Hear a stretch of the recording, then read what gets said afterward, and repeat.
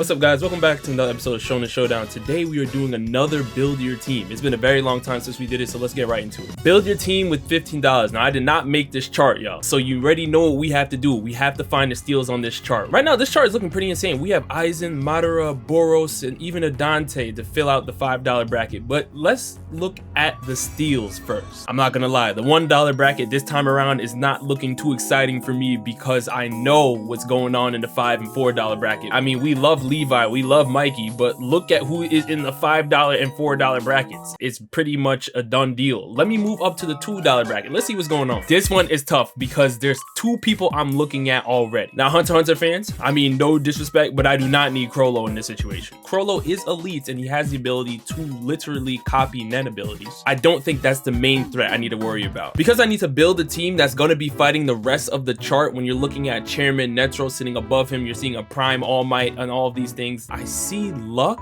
and I see Eren in the $2 bracket. I gotta grab one of the two. Now with Luck's perspective, I'm getting one of the fastest characters in the Black Cloververse, a great lightning magic user. We've seen Luck in his elf form literally force an Asta and a Magna and a Vanessa to all team up together just to take him down. Luck has also increased his power post time skip. He has incredible offense and defense with his lightning armor. If we look at Luck pre-training with Gaja and post-training with Gaja, Luck has stepped up about 10 times. He is looking super powerful now, but Eren has access to the Founding Titan. This means I can call in the rumbling, and this also means if you get close to Eren's Founding Titan body, he will have access to other Titan powers as well, because we do know that Eren was literally absorbing multiple other Titan shifters abilities. We've literally seen Eren use a Beast Titan's ability as the rest of the Survey Corps were starting to close in on the Founding Titan's body. And if I'm being honest here, it is definitely up in the air for some of these characters if I'm talking about them getting through the rumbling. I'm gonna grab Eren Yeager for $2, which means I have $13 left. My next pick is already solidified because I have no choice but to take this character. I'm gonna go with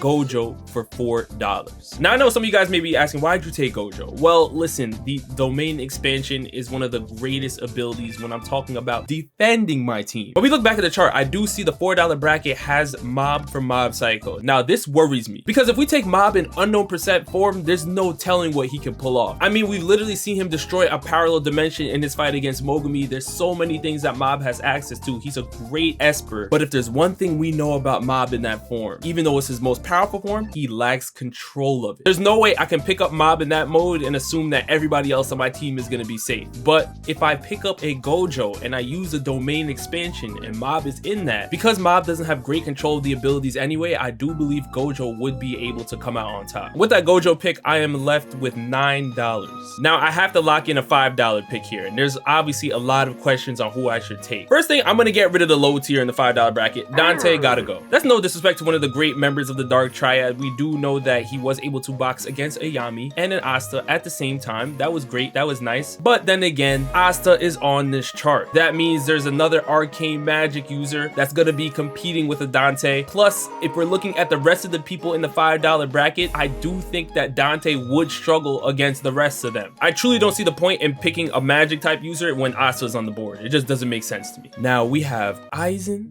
Madara, and Boros. Now, if we are assuming these characters are in their prime, does this mean that Madara will have access to his 10-tailed Jinchuriki form? If we give that to Madara, that means I will have access to Limbo clones. That means I'll be able to use True Seeker orbs, which literally disintegrate you on touch. But strength-wise, to the right of Madara, you see Boros, who competed against a Saitama who had to use actual normal punches for the first time ever in the series against him. And we know that Boros also is able to regenerate extremely quickly as well. He has great healing abilities. But if I take Boros, there's no question he's gonna be getting out-hacked by the two to the left of him. Aizen, to the left of Madara, has access to the Kyoka Suigetsu. We know that in his Shikai release, it has access to complete hypnosis, which means it controls all 5 of your senses. In theory, even if Madara is in 10-tailed Jinchuriki form, even if he uses an infinite Tsukuyomi, even if he is tapping into the Rinnegan and the Sharingan and all of these things, Aizen infusing himself himself with the Hogyoku means that he will be transcending the powers that Madara is throwing at him as the fight goes on. You truly can go either way with these two, but I think I would love to have access to the Hogyoku in Aizen. If we're looking at Aizen, especially in the 1,000-year Blood War arc, we are seeing somebody like Yuaba come through and try to recruit Aizen. That's how powerful Aizen is to this day. I'm gonna take Aizen for $5, which means I only have $4 left. Now, before I commit to taking another $4 pick, let me see if there's something that I can move in the $3 and the $1 and make a play there. Even though I'm a fan of Todo, I still think it's early for him, especially if I took a Gojo. I'm cool on the rest of the Jujutsu Kaisen characters here, really. Muzan's powerful, but I have Aizen, so we'll be okay. Do we have enough heavy hitters on my team? I have a lot of hacks on my team. I have Gojo, I have Aizen. Prime All Might is seriously powerful, but if we're talking about how Deku is looking like right now with having access to all of the other Vestiges quirks, even Deku's ceiling right now is looking way higher than All Might's, and I don't even think I would take Deku right now based on who I have. Yeah,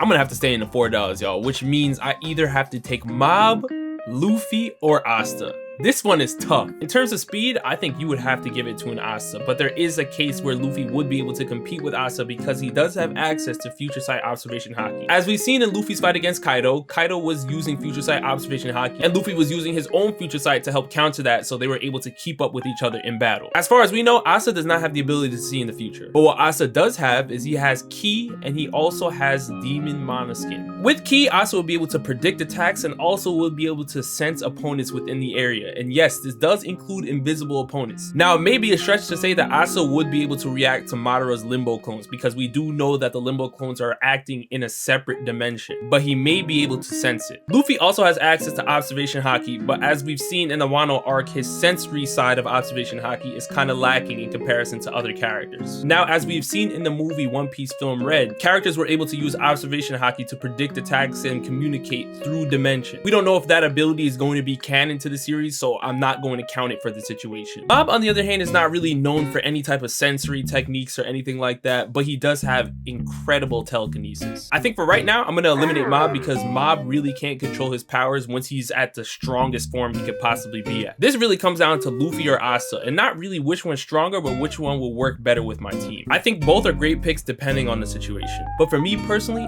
I'm going to be going with Asta from Black Clover over Luffy from One Piece. I know it sounds crazy. Luffy has Gear 5, he's able to change the environment, he's able to change people's attacks and all of these things, but the one critique I have with Luffy in this scenario is that he does not have great stamina. Looking at the rest of the chart here, I can't have Luffy asking for another 10 minutes like he did on the roof in Wano, trying to regain strength for his haki and all these things. We don't have time for that. Look who's on the list. We have Boros, who is boxing against a Saitama. We have Dante, that's going to be going crazy, tapping into his demon mana. We have smart fighters like Crollo and Netro that are here. We can't afford to have Luffy getting tired mid-battle. But in Asta's case, you're getting great speed, you're still getting great power output from Asta, and also he will be able to counter a Dante. He'll also be able to counter a Luck. I mean, these are other magic users on the chart, and Asta has anti-magic. Asta is arcane. He will be able to contend with these characters. So my team is Eren, Gojo, Aizen, and Asta. Let's see how they'll do against the rest of the chart. I believe in the $5 bracket, Aizen versus Madara. I mean, that's going to be very, very tough. But then again, I believe that Aizen having access to the Hogyoku plus him using the Kyoka Suigetsu, a lot of the rest of the characters on this chart are going to be struggling because he will be able to control their senses. Boros, on the strength side of things, is the main character we have to worry about here. And I believe that Luffy in Gear 5 would be able to change a lot of the Titans that I'll be using during the rumbling. But again, as I said, Luffy does not have the stamina to last as long as the rumbling or the rest of these characters. And I believe characters like Gojo and Aizen would be able to protect Eren so he can carry out the rumbling. With Gojo and Aizen protecting an Eren, I'll have Asta moving out as the offensive threat. Now you guys let me know down in the comment section below which team you would make with this 15. Again, I did not make this chart, y'all, so if this chart looking crazy, it had nothing to do with me, all right?